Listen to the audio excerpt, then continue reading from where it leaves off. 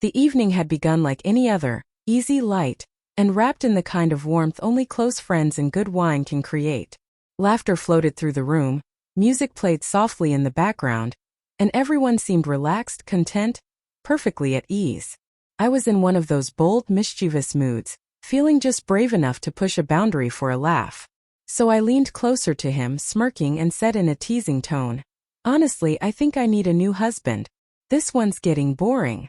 I tipped my head toward another man across the room, expecting the group to burst into laughter, expecting him to nudge me back or roll his eyes like he usually did.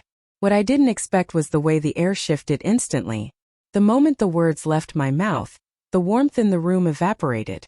His gaze snapped to me, steady, unblinking, icy enough to send a ripple of panic through me. Conversations sputtered out.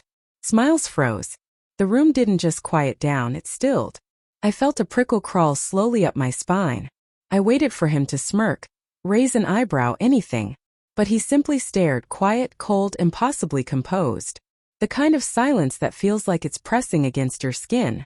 I tried to keep my smile in place, though it faltered. Everyone could sense the change. Heads turned toward us, laughter dying mid-sound, the music suddenly feeling too loud in comparison to the tension humming between us.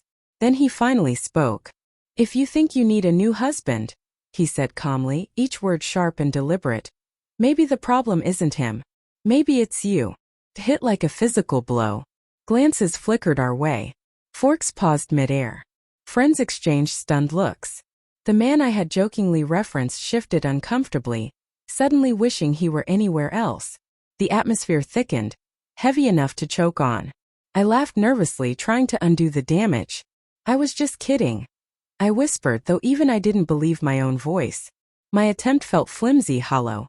The kind of apology that evaporates before it reaches the air. He didn't soften. He didn't blink. He simply leaned back, eyes still locked on mine, letting the moment stretch unbearably long. My throat tightened. My palms grew damp. Every heartbeat echoed through my chest as though the silence was amplifying the sound. "I didn't mean it like that," I added, my voice cracking. My hands clutched the edge of my seat, trying to anchor myself, but nothing steadied the rising heat in my cheeks. My confidence, so present just minutes earlier, had dissolved entirely. Friends watched with wide eyes, some whispering, some looking away because the tension was too sharp to stare at directly. No one stepped in. No one dared. They could feel the weight of his control, the precision behind every quiet word and every silent second. He spoke once more, quieter this time but far more devastating. "Jokes have a way of revealing what we hide. And once a truth slips out, it's impossible to pretend it never did." That sentence sent a shiver through the entire room. It wasn't anger. It wasn't shouting. It was something far more unsettling, unshakable command, controlled authority, the kind of presence that didn't need raised voices to dominate. Every subtle movement he made carried an intensity that clung to my nerves. Minutes dragged by, slow and suffocating. I felt stripped open, small, exposed. My earlier playfulness seemed childish now, reckless in a way that left me trembling. The others could feel it too. Their reactions ranged from raised brows to parted lips, astonishment etched plainly across their faces. The man who had been the butt of my joke shifted again, clearly uncomfortable with being caught in the crossfire of something much bigger than the room expected. By the time the evening drew to a close, I sat quietly in my chair, barely speaking, replaying every second in my mind. The joke I had tossed so casually had spun out of my control, and the consequences spread through the room like a silent shockwave. He had never raised his voice.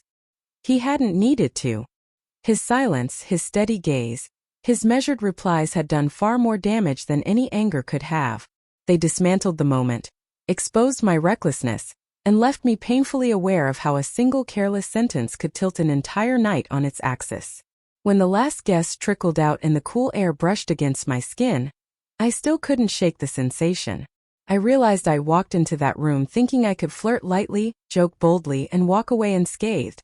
Instead, I left shaken, humbled, and marked by a lesson I wouldn't forget. Some jokes don't just fall flat.